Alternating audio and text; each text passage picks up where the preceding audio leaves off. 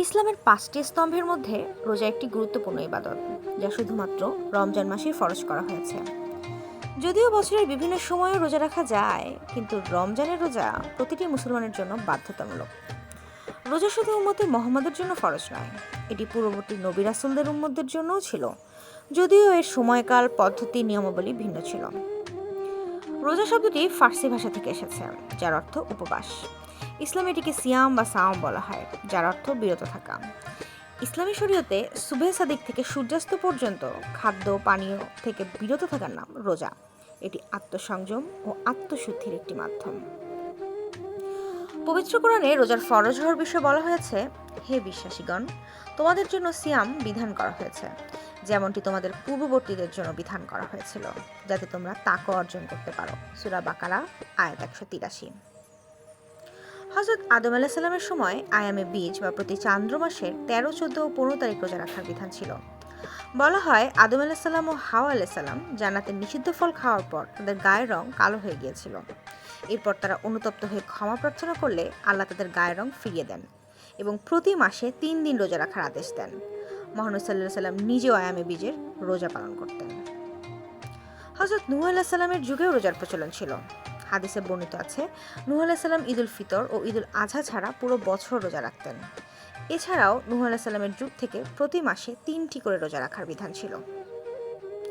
হযরত মুসা আলাইহিস সালামের উম্মতের জন্য আশুরা রোজা ফরজ ছিল। মহানবী সাল্লাল্লাহু আলাইহি সাল্লাম মদিনায় আসার পর দেখলেন যে ইহুদিরা আশুরা রোজা পালন করছে।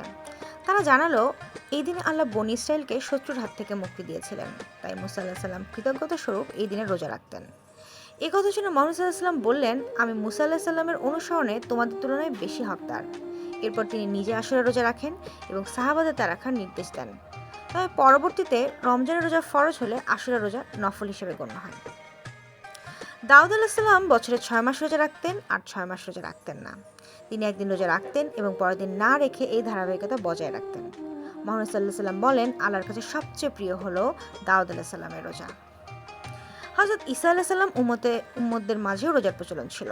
তার মা মরিয়ম যখন ঈসা আলাইহিস সালামকে জন্ম দেন, তখন লোকেরা তার কাছে প্রশ্ন করলে তিনি বলেন, আমি করুণাময়ের উদ্দেশ্যে রোজা পালনের মানত করেছি, তাই আজ আমি কারোর সঙ্গে কথা বলবো না। সূরা মরিয়ম আয়াত ২৬।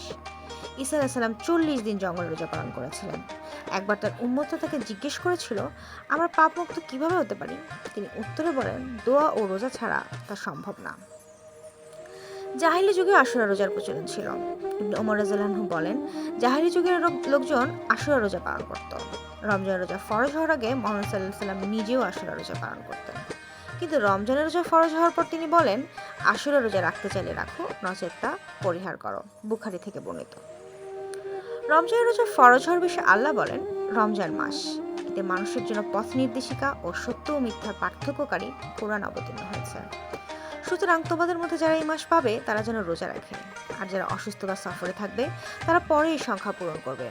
আল্লাহ তোমাদের জন্য সহজ করতে চান, কঠিন করতে চান না, যাতে তোমরা নির্ধারিত সময় পূর্ণ করতে পারো এবং আল্লাহর প্রশংসা করো, কৃতজ্ঞতা প্রকাশ করো। সূরা বাকারা আয়াত ১৮৫। এই আয়াতটি হিজরির ২য় বর্ষের শাবান মাসে অবতীর্ণ হয় এবং তখন থেকে রমজানের রোজা ফরজ করা হয়। রোজার মূল উদ্দেশ্য হলো আত্মসংযম, আত্মশুদ্ধি এবং আল্লাহর সন্তুষ্টি অর্জন করা। এটি মানুষকে ধৈর্যশীলতা, সহানুভূতি ও আত্মনিয়ন্ত্রণ শেখায়।